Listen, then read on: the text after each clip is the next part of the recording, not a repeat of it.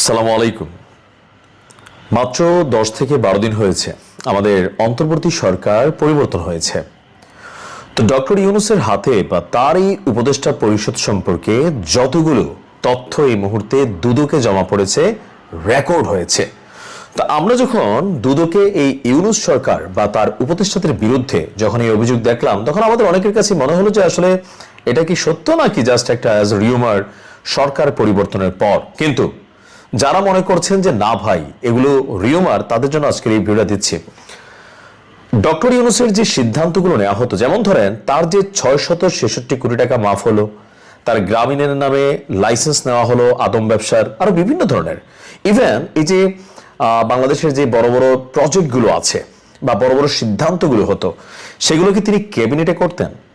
বাংলাদেশের রাষ্ট্রীয় সিস্টেম অনুযায়ী যখন কোনো সিদ্ধান্ত নেওয়া হয়, সেটা একটা সরকার যখন ক্ষমতায় থাকে একনেক বা মন্ত্রিসভায় গৃহীত হয়, অথবা ক্যাবিনেটের মধ্যে আলাপ আলোচনা, যাচাই বাছাই, ভালো মন্দ সবকিছু নির্ধারণ করে তারপর প্রজেক্টটা হাতে নেওয়া হয়। কিন্তু ডক্টর মোহাম্মদ ইউনূস আসলে কিভাবে সিদ্ধান্তগুলো নিতেন?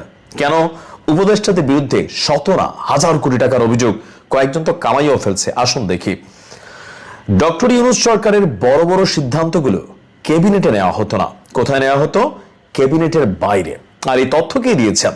এই বিস্ফোরক তথ্য দিয়েছেন অন্তর্বর্তী সরকারের সাবেক উপদেষ্টা ব্রিগেডিয়ার অবসরপ্রাপ্ত এম শাখাওয়াত হোসেন, যিনি প্রথমে স্বরাষ্ট্রমন্ত্রীর দায়িত্ব নেওয়ার পর তিনি যখন বিষয়গুলো নিয়ে নানান কথাবার্তা বললেন, তখন জুলাই যোদ্ধারা বা যারা বিভিন্ন ধরনের ঘটনার সাথে কানেক্টেড, তারা রাতারাতি তাকে সরানোর কথা বললেন আওয়ামী লীগ ইস্যুতে একটা মন্তব্যের পর। এরপরে তিনি নৌ মন্ত্রণালয়ের যে দায়িত্ব সম্ভবত ওইটা পালন করেছেন। তো আমাদের এই শাখাওয়াত হোসেন তিনি বলছেন যে ডক্টর ইউনূস সরকারের ক্যাবিনেটে বা ইউনূসের পছন্দের বাহিরে কেউ যদি কথা বলতো, সেখানে যারা প্রভাবশালী ছিল, ভিন্নমত যদি কেউ পোষণ করত, তাহলে তাদের মতামত সাধারণ ছোটখাটো বিষয়ে সীমাবদ্ধ রাখা হতো। অন্তর্বর্তী সরকারের দায়িত্ব ছাড়ার পর একটি বেসরকারি টেলিভিশনকে এমন বিস্ফোরক তথ্য দিয়েছেন শাখাওয়াত হোসেন। তিনি বলছেন, আমরা যারা দ্বিমত করেছি এই সরকারের সিদ্ধান্ত গ্রহণের বেলায়, সেগুলো ছোটখাটো বিষয় ছিল, যেমন সূচিবাদ দেওয়া ইত্যাদি। দুর্ভাগ্যজনকভাবে বড় সিদ্ধান্তগুলো ক্যাবিনেটে নেওয়া হতো না, এগুলো ক্যাবিনেটের বাইরে আলোচনা হতো। সব সরকারেরই একটি কিচেন ক্যাবিনেট থাকে, এমন মন্তব্য তিনি শুনেছেন। তবে সেখানে কারা ছিলেন তিনি জানেন না। অর্থাৎ তিনি বলছেন যে আমি দ্ব্যর্থহীনভাবে বলতে চাই যে আমি সেখানে ছিলাম না, তার মন্তব্য। এখন প্রশ্ন হচ্ছে, কাদেরকে নিয়ে ডক্টর ইউনূস এই বড় বড় সিদ্ধান্তগুলো নিত? যেমন ধরেন চট্টগ্রাম বন্দর দেওয়ার বিষয়ে যে সিদ্ধান্ত ছিল, আরো এরকম মার্কিন যুক্তরাষ্ট্রের সাথে বেশ কিছু সিদ্ধান্ত ছিল। ডক্টর ইউনূসের এই সিদ্ধান্তগুলো কারা নিত?